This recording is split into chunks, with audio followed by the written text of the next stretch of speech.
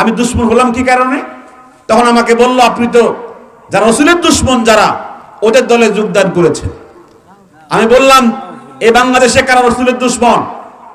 যারা ওয়াহাবি, ওরা রাসূলের দুশ্মন, ওদের দলে আপনি যোগদান করেছেন।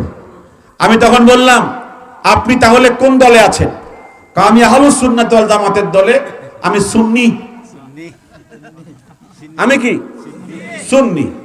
আমি তখন বললাম, ঠিক আছে আপনি সুন্নি আর আমি হলাম কি ওয়াহাবি, আপনাকে আর আমাকে একটু ওজন করি, কি করি? মুওয়াজানা করি, মুওয়াজানা দেখি আপনার মধ্যে কয়টা সুন্নত আছে আর আমার মধ্যে কয়টা আছে। পরে বললাম, আপনার মাথায় টুপি নাই, 1 নম্বর সুন্নত নাই। মুখে দাড়ি ছাঁচেন, 46 বছর বয়স। বয়স কত? দাড়ি কি উঠছে না এখনো? কথা কোন উঠছে না?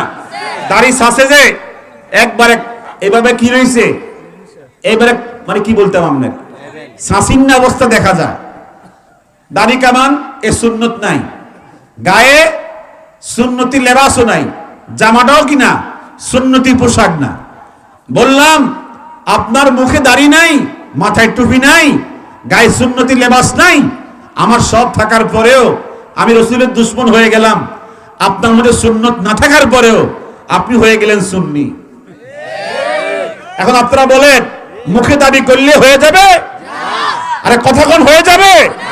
সুন্নত থাকলেই সুন্নি, সুন্নত থাকলেই কি? যে সুন্নত নাই দাবি করে সে মিথ্যুক। কথা কোন ঠিক কিনা? সুন্নত থাকলেই আপনাকে বলতে হবে না আমি সুন্নি, বলতে হবে? আপনি সাইনবোর্ড পরে পরে ব্যবহার করেন, আমি কোন তরিকার, আপনি কোন তরিকার পরে বলেন, এটা একটু বন্ধ রাখেন আপাতত। আপনার ভিতরে সুন্নত আছে কি না আগে ওটা দেখতে হবে। দল পরে আগে আমার মধ্যে সুন্নত আছে কিনা, আপনার মধ্যে সুন্নত আছে কিনা।